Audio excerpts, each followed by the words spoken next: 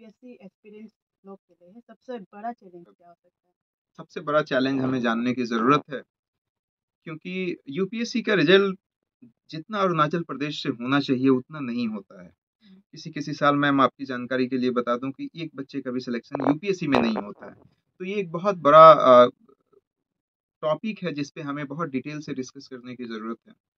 Actually क्या है ma'am कि इसमें कंसिस्टेंसी और डेडिकेशन एक बहुत बड़ा रोल प्ले करता है और कहीं न कहीं कंसिस्टेंसी और डेडिकेशन में हम लैग करते हैं। जो मेरा यहाँ पे अनुभव रहा है यूपीएससी में अलग-अलग जगह पे एज़ ए यूपीएससी कोच काम करके, वो यही रहा है कि बच्चों के अंदर जो डिसाइड करते हैं कि यूपीएससी की तैयारी करनी है, वो मोटिवेशन बहुत ज़्यादा दिन तक टिक नहीं पाता है। 5 दिन, 10 दिन, 1 महीने, डेढ़ महीने, मैंने तो 6-6 महीने के बाद भी बच्चों को डीमोटिवेटेड होते हुए देखा है और 6 महीने खूब अच्छे से उन्होंने मेहनत किया। उसके बाद 6 महीने इतनी मस्ती करी कि वो 6 महीने जो मेहनत किया, वो भी बेकार हो जाता है। तो साइकोलॉजी की एक थ्योरी है, जिसको पोमोडोरो टेक्निक कहते हैं, मैं एक्सप्लेन करना चाहूँगा। क्योंकि मैम प्रोक्रेस्टिनेशन एक बहुत बड़ा इसका फैक्टर है कि आप किताब लेके बैठी हैं और फिर आप कुछ और करने लगती हैं या फिर ऐसा होता है कि हम 5 मिनट के बाद स्टार्ट करेंगे।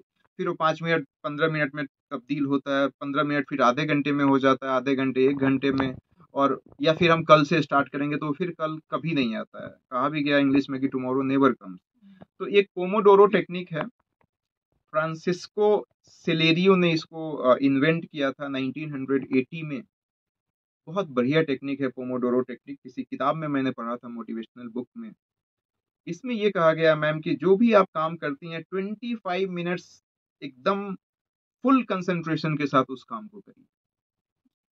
किसी तरीके का कोई डिस्ट्रैक्शन नहीं होना चाहिए और 25 मिनट्स के बाद आप 5 मिनट का रेस्ट ले सकती हैं ताकि दिमाग आपका फिर से रिलैक्स हो जाए। हालाँकि दिमाग को रिलैक्स होने की ज़रूरत नहीं पड़ती है, लेकिन ये हमारा वहम है। तो उस वहम को भी सैटिस्फाई करने के लिए आप 25 मिनट जो भी आप काम कर रही हैं, विदाउट एनी डिस्ट्रैक्शन उस काम को करें। ये पोमोडोरो टेक्निक कहता है, इससे प्रोक्रेस्टिनेशन कम होता है और उसके बाद 5 मिनट का आप गैप ले लीजिए और इसमें यदि आप हैबिचुएटेड हो जाती हैं, तो इस 25 मिनट्स को आप 45 मिनट्स कर दीजिए और उसके बाद 5 मिनट के गैप की जगह 10 मिनट का गैप कर लीजिए। लेकिन इसमें 2 चीज़ों का ध्यान रखने की ज़रूरत है। कभी-कभी ऐसा बच्चे करते हैं कि 5 मिनट का जो गैप लेते हैं, उसको फिर 10 मिनट में कन्वर्ट कर देते हैं, फिर उसको 15 मिनट में कन्वर्ट कर देते हैं, फिर वो 1 घंटे में हो जाता है। तो इस बात का ध्यान रखना है कि गैप जो है वो 5 मिनट का ही होना चाहिए और उसके बाद फिर से आप लग जाइए। तो पोमोडोरो टेक्निक और एक और टेक्निक मैं सिखाना चाहता हूँ, बताना चाहता हूँ, मिरर इफ़ेक्ट टेक्निक जो साइकोलॉजिकल थ्योरी है, साइकोलॉजी में बहुत अच्छे से एक्सप्लेन किया गया है। आज के डेट में आप और हम भी इससे अछूते नहीं हैं। मिरर इफेक्ट टेक्निक क्या होता है मैम कि आप और हम जिसको भी देखते हैं ना, जैसे आप मान लीजिए सोशल मीडिया को फेसबुक देख रही हैं या रील्स देखने का ज़माना आज की डेट में बहुत ज़्यादा हो गया है। तो हम किसी न किसी को ना फ़ॉलो करने लगते हैं, ठीक है? जैसे मैं भी गांधीयन आइडियोलॉजी को फ़ॉलो करता हूँ। मैं डॉक्टर बी आर अम्बेडकर से बहुत ज़्यादा इन्फ्लुएंस हूँ। उनके आइडियाज़ को मैं आत्मसात करना चाहता हूँ। तो मेरे लिए भी मिरर इफेक्ट टेक्निक काम करता है। तो ये क्या होता है मैम कि किसी अच्छे आदमी को यदि आप कॉपी करती हैं, तब तो आपकी लाइफ़ अच्छी हो जाती है। और इससे इतर इसका नेगेटिव इम्पैक्ट भी होता है कि किसी बुरे आदमी का आप कॉपी करने लगें। सिगरेट कैसे पिया जाता है, अल्कोहल कैसे लिया जाता है या बदमाश कैसे बना जाता है, इसको यदि आप टेक्निक फॉलो करने लगेंगे तो इससे इसका नेगेटिव इम्पैक्ट होता है। तो अरुणाचल में खास करके जो बच्चे हैं उनको इस तरीके से मोटिवेट किया जाए कि वो मिरर इफेक्ट टेक्निक यूज तो करें, लेकिन अच्छी चीजों के लिए यूज करें, पॉजिटिव तरीके से यूज करें। किसी आईएएस को देखें वो, राइट, या कोई एग्जाम क्वालिफाई किया है, कोई टॉप किया है, उसके दिनचर्या को देखें, उसको अपने अंदर समाहित करने की कोशिश करें, तब तो चीजें बहुत अच्छी हो जाएंगी। लेकिन हम ये देखेंगे कि नहीं, मस्ती कैसे किया जाए, ड्रग्स कैसे लिया जाए या अल्कोहल कैसे पिया जाए या दिन भर गर्लफ्रेंड के साथ हम घूमते रहें, तो this is not going to give a desire result in the positive manner.